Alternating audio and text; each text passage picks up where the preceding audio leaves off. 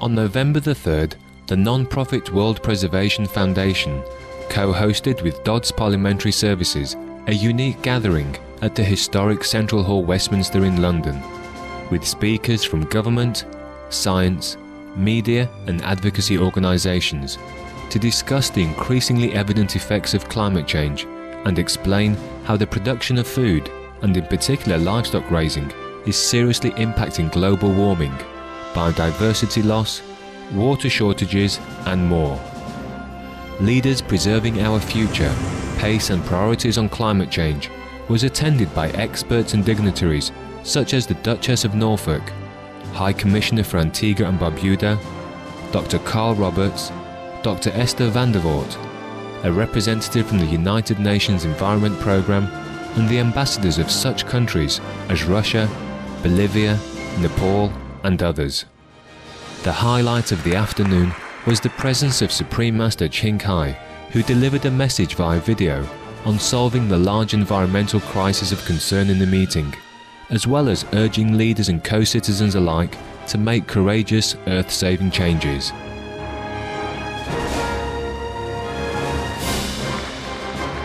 We now invite you to join us for part 4 of the 7-part rebroadcast of the live conference Leaders Preserving Our Future, Pace and Priorities on Climate Change on November the 3rd, 2010 in Westminster, London in the United Kingdom.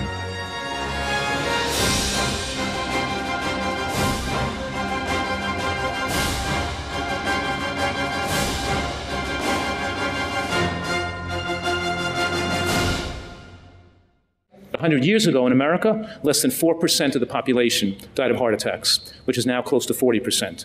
And even in the UK today, more than 50% of the population is dying of heart attacks and strokes and these diseases of nutritional ignorance. And more people are dying of these diseases of nutritional excess compared to people that are starving from not enough calories. So you can just look at this slide, the prevalence of diabetes worldwide and how it's exploding. And it doesn't have to be.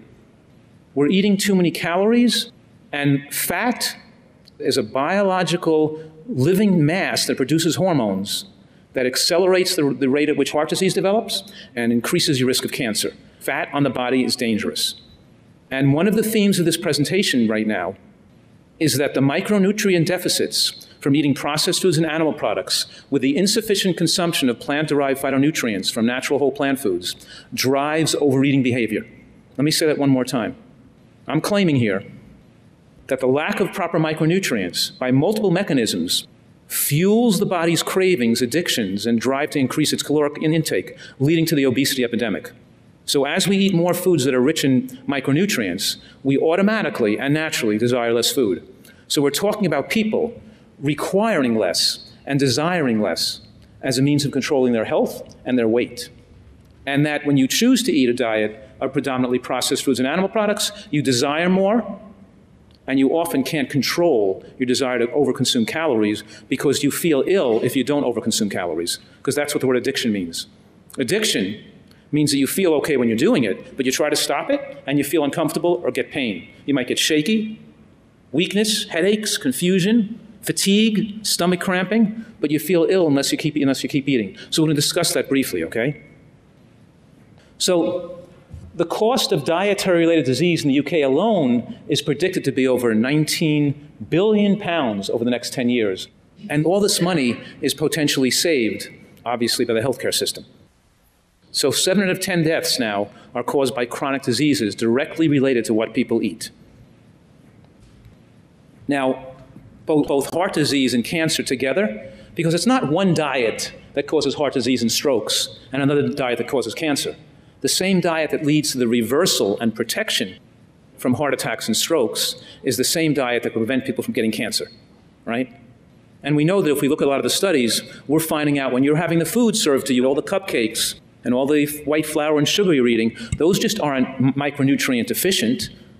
They cause the body to build up toxic waste products, like free radicals, like advanced glycation end products. You're eating foods that cause obesity, diabetes, and cancer. You're eating yourself on the way to a shortened lifespan.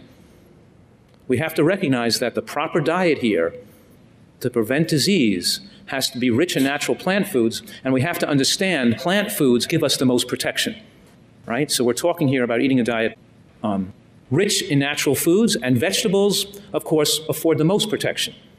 And the foods that are highest in micronutrients, of course, are green vegetables, right? So what's the food that's most powerfully linked to the protection against heart disease? In other words, what's the food that you would eat the most of to reverse and protect yourself from heart disease? And the answer is green vegetables. The foods will have the highest micronutrient per calorie density. What's the food that would offer you the most protection against cancer of all foods?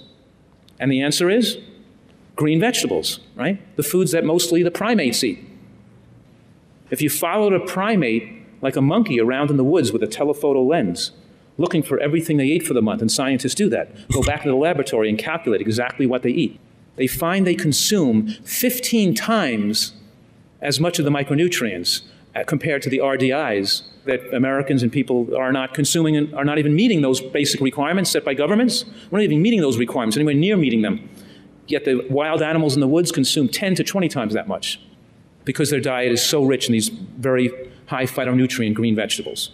And of course, we're talking here about the power of seeds and berries and mushrooms and onions to have factors that actually prevent the expression of the gene defects that could lead to cancer.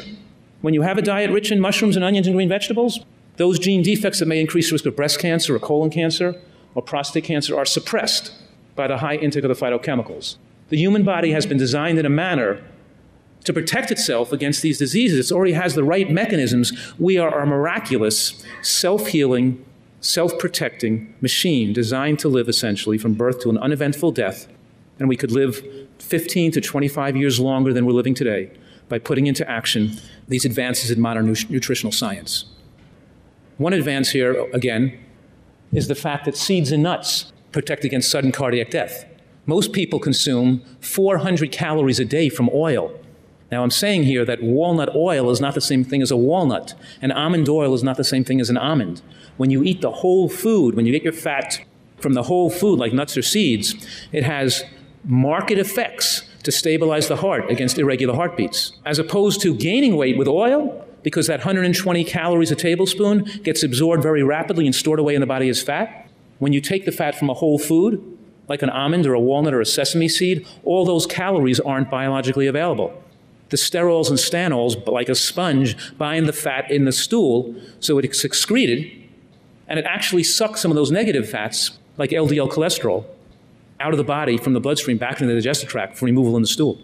We're saying here that nuts and seeds actually help prevent and reverse diabetes and help prevent and reverse heart disease and have beneficial effects on both morbidity and mortality. So one key element here is getting less fat from processed food and more fat from whole natural plant foods like seeds and nuts. Now, one of the recent findings in the modern nutritional science is that we shouldn't eat excess macronutrients like fat, carbohydrate, and protein, right? But one of the most critical nutrients to focus on here is protein, because we've been brainwashed or educated with wrong information. For some people, they kind of thought that protein was to be held in such high esteem because it facilitates growth and promotes growth hormone, right?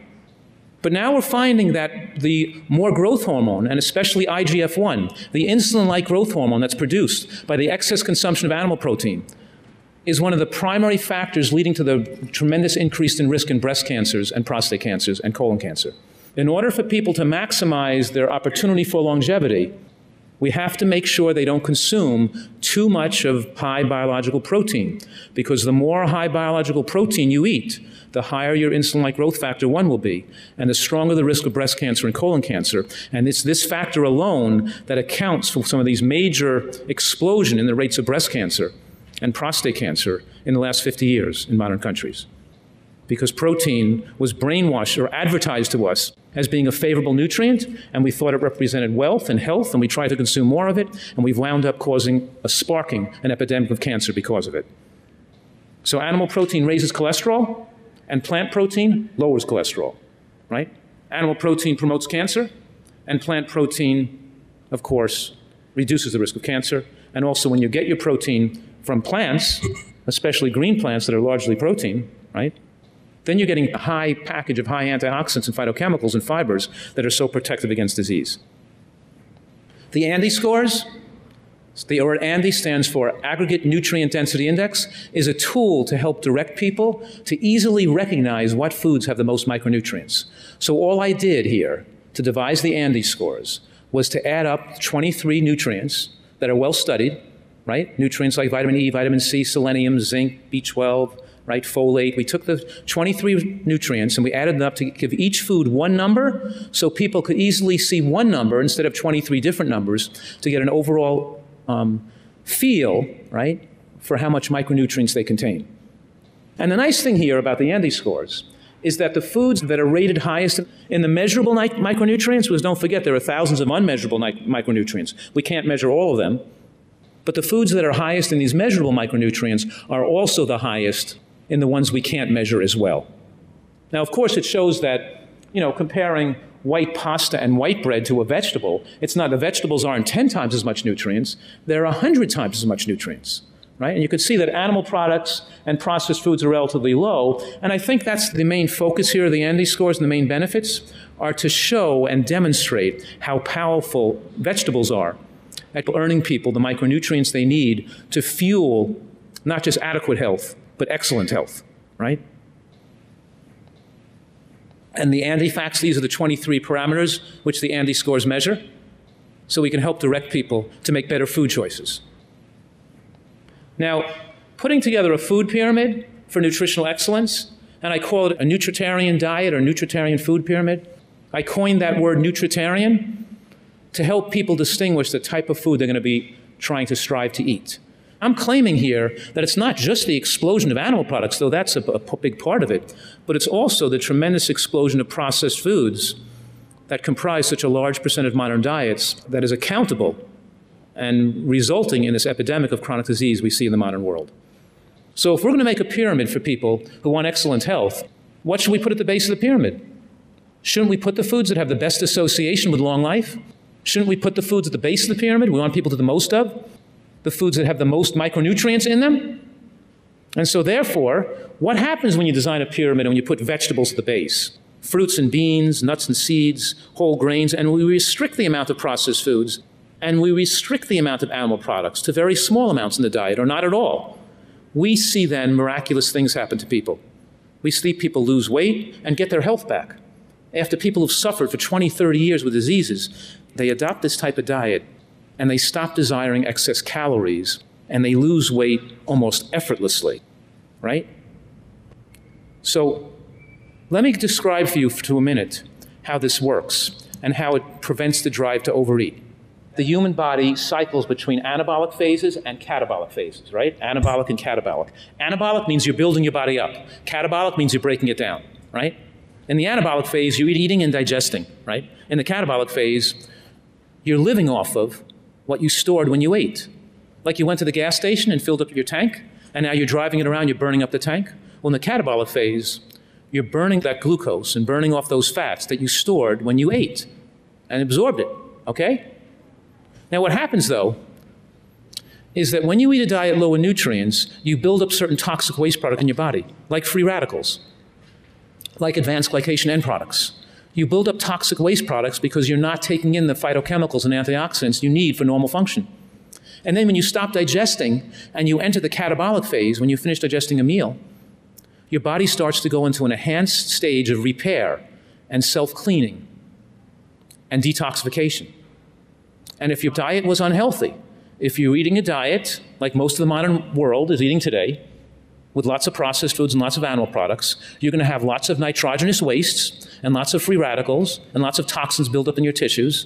And when you try not to eat and you go into the catabolic phase, you're not going to feel well. You're going to feel shaky and weak, confused and fatigued, and you're going to have to eat again. You're forced to eat more food than your body requires. If you ate a healthy diet and you were well nourished with micronutrients and you went to the catabolic phase, you would feel nothing. You wouldn't even feel like eating. I'm making a tremendous claim here. I'm saying most people cycle from anabolic phase to anabolic phase. Then if they finish digesting, they want to eat again. They want to have a snack. They want to have another meal. They want to put something in their mouth. They want to have some, right? They can't stop eating. They've lost their connectivity. Their natural instinctive drives that tells them the amount of calories they need to eat to maintain a lean body mass are lost because they become food addicts because of lack of micronutrient quality in their diet. I'm saying the lack of micronutrient quality drives addictive sensations to overeat. That when you see the curve goes down, that glucose curve drops, and you enter that catabolic phase, you get what I call toxic hunger, the need to eat again. And most people that become overweight, they become overweight because they don't feel well unless they almost constantly consume calories to prevent the detoxification. It's as if they were trying to stop drinking 10 cups of coffee a day or trying to get off cocaine because they feel too uncomfortable if they try to stop eating or don't overconsume calories. They can solve the sensation of toxic hunger by either eating too frequently or eating a big heavy meal with too many calories to keep the digestive tract busy in the anabolic phase until it's time for their next meal. A healthy person, though, doesn't feel the detoxification stress. Most of you sitting here in the audience today, whether if you could have even skipped lunch, if you're eating a healthy diet, you would feel nothing. You wouldn't have to overeat food. Your body actually develops more metabolic efficiency when you eat a diet rich in micronutrients, and you can maintain your lean body mass with less calories. It enables people to eat less and not feel hungry. And then when the glycogen is burnt off and you've gone through your catabolic phase, before you would burn lean body mass, your body would get a clear signal to eat that I call true hunger. And true hunger is mostly felt in the throat and the mouth, and it's accompanied by dramatic enhancements in taste. So true hunger, marked at the end of the catabolic phase, directs people to the exact amount of calories they require to maintain a long, healthy life and to keep their stable weight for their whole life without gaining weight or losing weight. It helps protect your lean body mass, but here's the point. You can't become overweight. You can't get fat on your body unless you have eaten outside of the demands of true hunger. In order to gain weight, you had to have eaten recreationally or because of the demands of toxic hunger or addictive. And also, there's a feedback loop to the brain that signals the brain to increase the desire to consume more calories when you're not meeting your micronutrient needs. So, what if society learned about modern nutritional science? And what if 50 to 80% of our population, of our elderly population over the age of 60, didn't have to go on medications for diabetes and high blood pressure and cholesterol lowering, right? The prescription pads are like permission slips. We've evolved into a society where the medication takes the place of teaching people how to live in a healthy manner, right? And by the medication lowering their blood pressure, lowering their blood sugar, and lowering their cholesterol, people have absolved of all personal responsibility to take care of their health. And inevitably, they follow the same diet that caused the problem to begin with, so the disease process inevitably advances until they die a premature death, right? So what if there's a way to lower cholesterol and drop blood pressure and prevent heart disease that was more effective than taking medications? What if people actually wanted this knowledge and information so they wouldn't have to have happen to them what maybe happened to their father or to their neighbor, right? What if you could actually not just control diabetes, but if you could reverse it and make the diabetic non-diabetic without the cost of drugs and without the tragic consequences of diabetes that lead to amputation and blindness and kidney damage and heart disease? What if you could avoid angioplasty and bypass surgery, which the meta-analysis show do not extend lifespan anyway, right? Angioplasty and bypass surgery, which could relieve chest pain, find that years down the road, these people who undergo those procedures don't have less chest pain than people who weren't treated with those interventions. And they don't live longer either. They're just temporizing measures. But what if you can reverse that disease and get the person out of pain and back to a normal functioning life again without these futile and expensive medical procedures? And of course, that's what we see happens, not just in one case, but in thousands of cases. And in my presentation later on this afternoon, I'll describe a lot of those cases. But in this presentation, I want to highlight one. Ronnie suffered about 5 years ago with bypass surgery due to crushing chest pain, and he weighed over 300 pounds. In 4 years' time, the bypass failed, and he had chest pains again, and he couldn't even walk 1 block. He was rushed back to the hospital, and they put stents in, 3 angioplasty stents in his heart. Within a month, his stents had restenosed, and he was back having chest pains again. On more than $600 of out-of-pocket medical expenses a month, and 3 medications to lower his blood pressure, which couldn't get his blood pressure down, and 3 medications to lower his cholesterol, which couldn't get his cholesterol down adequately, and medications to reduce chest pain that still didn't enable him to walk. He was literally sent home to die. I never met Ronnie, but through the internet, he found my work, he read my information, he communicated, and he got educated as to how he could reverse his heart disease. He lost 140 pounds in 12 months. But the story here isn't the weight he lost. The story is that Ronnie doesn't have high blood pressure anymore, and he's on no medication. He doesn't have high cholesterol anymore. His LDL cholesterol is 60 on no medication. Well, his total cholesterol is 230 on 3 cholesterol-lowering drugs. He doesn't have chest pain anymore. He plays tennis, he runs, he works out, he has a full life. He's not sick anymore. He doesn't have heart disease anymore. It melted away. Nutritional excellence does what medical interventions doesn't have the power to do. My mission here, of course, is to let people know that they have an option, that they don't have to have happen to them what happens to Ronnie Valentine, right? And Ronnie said, I wouldn't want anyone to go through what I had to go through in my life, right, before he learned this information about good nutrition. To study this high micronutrient diet, we call it a high nutrient density diet. In the medical literature, obviously, published in the medical journal Metabolism, it showed that this plant-based high nutrient diet lowered LDL cholesterol 33%, which is more powerful than medications. But when you lower it with nutritional excellence, you don't get the same effects of lowering cholesterol with a drug, because your cholesterol level is just one of many factors that create heart disease. It's not the only factor, it's not even the most powerful factor. When you lower your cholesterol through excellent nutrition, you drop your body weight down. You get the fat off your body. You perfuse your body with nutrients that have anti-inflammatory effects. And when you perfuse your body with those nutrients, it activates systems like the NRF2 system in the blood vessels to protect plaque from building up and actually to accelerate the reversal of heart disease. The nutrients have beneficial effects, and it lowers your blood pressure, of course, too, but then these micronutrients have beneficial effects way and above, outside of what can be accomplished by cholesterol-lowering medications. Because you can't equate the degree of protection you get, because if you really want to take me up on that promise, that guarantee not to have a heart attack or a stroke, it's not good enough to lower your blood pressure with drugs. You have to lower your blood pressure with good nutrition because you earned it. You have to be physically fit. You can't be overweight. And you have to have a good cholesterol that's not forced down with drugs. You have to have earned it through excellent nutrition. That's how you get the 100 degree of protection. Drugs and medications don't give you that degree of protection that nutritional excellence can, that Ronnie Valentine earned, of course. So heart disease, high blood pressure, and even diabetes are diseases that are preventable and reversible, right? Nutritional studies, population studies, epidemiologic studies, right? All support the effectiveness of a healthy plant-based diet to arrest, prevent, and reverse diseases like heart disease. And I've been in practice more than 20 years, treating hundreds and hundreds of patients, not just with diseases of high blood pressure and high cholesterol, but people who had high blood pressure and high cholesterol with advanced heart disease, people who had chest pain, people who were told they needed to have urgent bypass surgery or urgent angioplasty, who instead chose the nutritional approach. And within months, their pains melt away as they lose weight, as they eat healthy. Right? In the same amount of time, this person could have been evaluated with a stress test, with the angiogram or catheterization, and then go through bypass and rehab after that expensive and invasive procedures. In that same amount of time, a few months later, the people are already feeling better, and their chest pains are going away, and they're well without those invasive and expensive procedures. So nobody needs to die of a heart attack. You don't have to have strokes. Dr. Esselstyn, a very renowned physician in the United States, did a series where he followed over 50 people for 17 years, and he followed these individuals who had very advanced heart disease.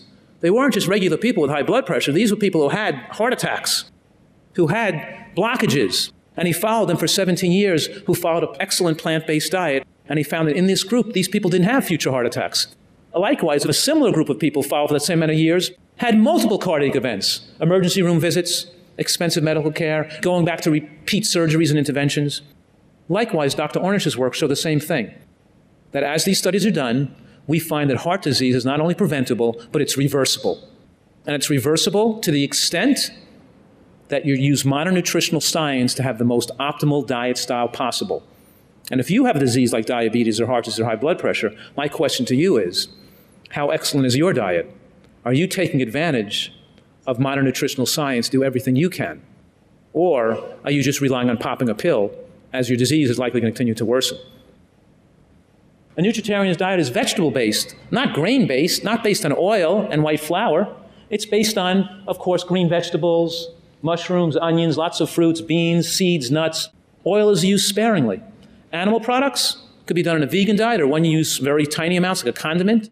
But the animal products have to be dropped down dramatically to get the full benefits and lifespan advantages that are available to people today. It's focused on nutrient-dense calories. And the question is, our best minds, our best chefs? Can we make nutrient-rich food taste fantastic? Can we make eating pleasurable, more pleasurable, and protect our health at the same time? Why not, right? Why not have great taste, great fun, and great health together? Why not take advantage and have the best health possible, right? Well, it seems as if people, they're so addicted, they're so afraid of food being taken away from them, that they'll shovel things in, processed meats, barbecued, luncheon meats, fried foods, white flour products, sugar, cupcakes, donuts, crackers, any kind of thing in their mouth, regardless of the effect on its health. The most important knowledge that people could have to control their personal health destiny, more important than wealth, is your health. What good is wealth if you don't have your health? And the fountain of youth, of course, is eating a plant-based diet containing high micronutrient-containing foods, vegetables, beans, mushrooms, onions. You know, what if there was a medical study that showed that women who ate mushrooms on a daily basis had over 60% lower risk of breast cancer? What if there was such a study? Wouldn't women be running out to eat mushrooms? Shouldn't that be on the front page of the New York Times? What if there was a study that showed that people who ate onions on a regular basis had a 50 to 80% lower risk of cancers? Wouldn't people be putting onions all over their foods every day? What if there was a pill from a drug company that can do that? Wouldn't that drug company be making billions of dollars? Every person be paying £1,000 a month to consume those pills to prevent cancer? What if there was a study that showed people who ate green cruciferous vegetables like broccoli and bok choy and kale had dramatically lower rates of cancer, even better than mushrooms and onions? Well, these studies exist. These studies are true, right? We have the evidence right now that natural plant foods have dramatic and powerful effect to afford people a unique opportunity to win the war on cancer and to win the war on the chronic diseases that afflict the modern world, that afflict the world today, all right? So we're talking here about grossly limiting significant limitations on eating foods that are detrimental to our health. The point here is that we have to change the way we see food, and we have to recognize that natural foods, whole natural foods grown by the earth, already have been designed with the perfect substances to fuel human species with the ability to live a long, protective, and disease-free life. So I'm offering you that opportunity. Thank you.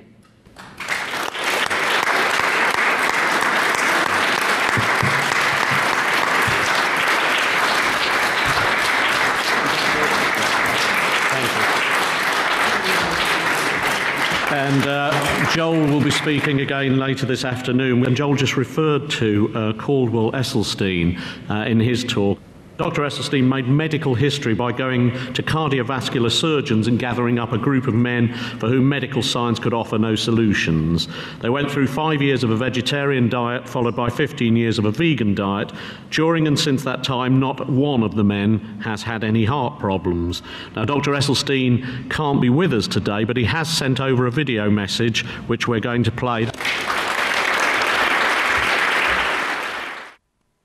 My name is Caldwell B. Esselstyn, Jr., and I welcome this opportunity to share my research and some of my thoughts on heart disease with this global warming conference.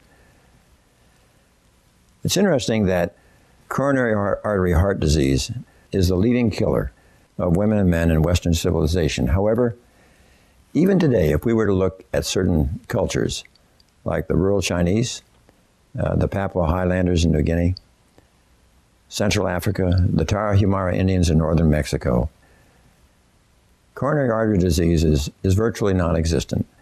These are plant-based cultures.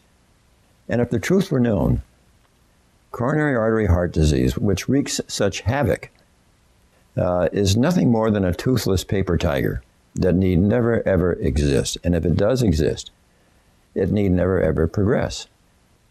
Now, the question that remains is, can people who are living in a Western society where there is rampant cardiovascular disease, are those persons who have cardiovascular disease willing to commit to a type of plant-based culture or plant-based nutrition? And if they do commit to this plant-based nutrition, can it halt or reverse their disease? Well, there's a very, very powerful example, sort of from a historical standpoint. If we were to look at what happened in World War II in Norway, it was characteristic of the conquering Axis powers that when they overran Holland and Belgium and occupied Denmark and Norway, that they would take away their livestock for the troops. They would take away their cattle, their horses, their pigs, their chickens, their turkeys, and so forth. And it was interesting that if we looked at deaths from cardiovascular disease in Norway in 1927, going up, 1930, going up, 1935, going up, 1939, away goes the meat and the dairy, and down suddenly. Time of greatest personal stress. Deaths from heart attack and stroke are plummeting right through 1945, when with the cessation of hostilities, there was a resumption of meat and dairy, and immediately we again had an increase in deaths from circulatory diseases, heart attack and stroke. I'd also like to try to share with you a patient with coronary artery disease. This was a young 44-year-old physician, and when he had his heart attack, I think you can see his angiogram here clearly shows where the artery is so diseased and narrowed. And he also was rather wary. This was in 1996. He was rather wary about taking any statin drugs. And I said, fine, let's just be sure that you eat totally plant-based. And he did. He was totally committed. And about 30 months later, he had another angiogram. And sure enough, as you can see, it went from this diseased, narrowed artery in 1996 to this one, which is now fully wide open. Again, demonstrating proof of concept, because he had been reticent to take any cholesterol-lowering drugs, that what was responsible for reversing his illness was his willingness to totally partake of plant-based nutrition. This has been certainly confirmed multiple times over the last 20 years. And I think the literature is really quite solid on the fact that I think it is time that physicians really grasp the concept and the idea that plant-based nutrition can accomplish some really almost miraculous type of goals with patients with significant cardiovascular disease. Well, we have now got an experience with well over 250 patients that indeed I find that patients rejoice when they are fully educated about what has been the causation of their illness and what they can do to absolutely turn it around and reverse it. I think it's important for us, in order to make this happen, to give a great deal of respect to patients. And it may take me upwards of 4 or 5 hours in a single setting with a group of patients who have the disease to have them have this seminar of counseling which achieves these goals. Now, I don't expect this to be the responsibility of the cardiologist or the treating physician, because they will not have this kind of time in their practice. But I think we are at a time where this disease is so significant and the treatment of it is so powerful when it is plant-based nutrition that we are going to have to develop apprenticeships where either nurse practitioners or physicians who have this passion, who have this skill set, are willing to commit to show patients how to do this. Because the answer to this disease has certainly not been a pill. It's not been a procedure. The stents and the coronary bypass surgery just don't get the job done. I mean, even those who do these procedures recognize that they are but stopgap patch jobs. If we're going to end the disease, we have to actually treat the causation of the illness. This is a foodborne illness, and it can be stopped.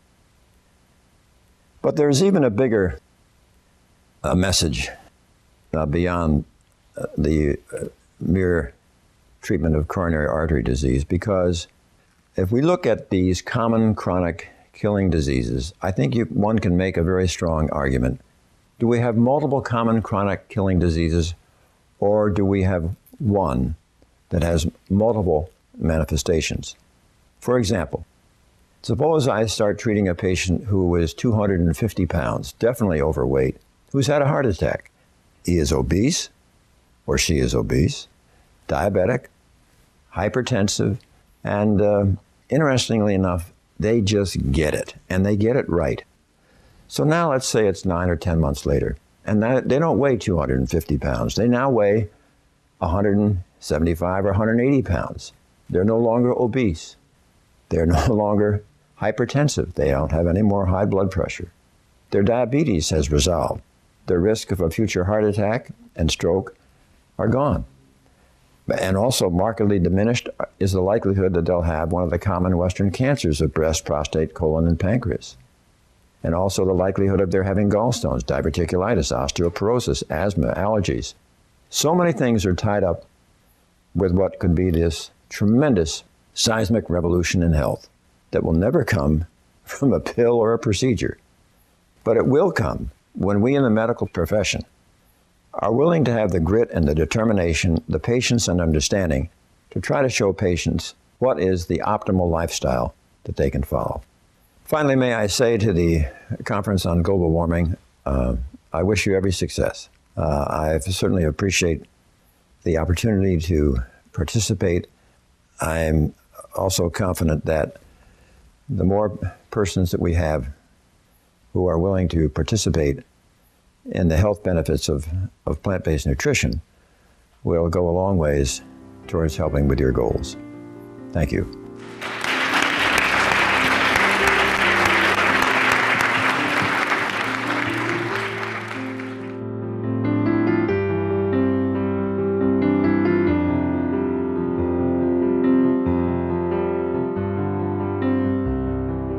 So focusing on short-lived greenhouse gases like methane and black carbon, which were suggested earlier on, do you believe that a shift towards more of a plant-based diet would help to ensure this in a quicker way?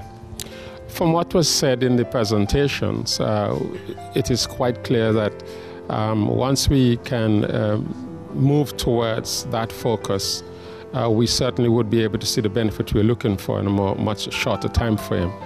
And for us in the Caribbean, certainly, if we can move away from the meat-based or animal-based consumption to a greater consumption of vegetables that we will be able to grow rather than having them imported in, certainly we will see a more rapid benefit to the quality of life and also to the negative effect of climate changes.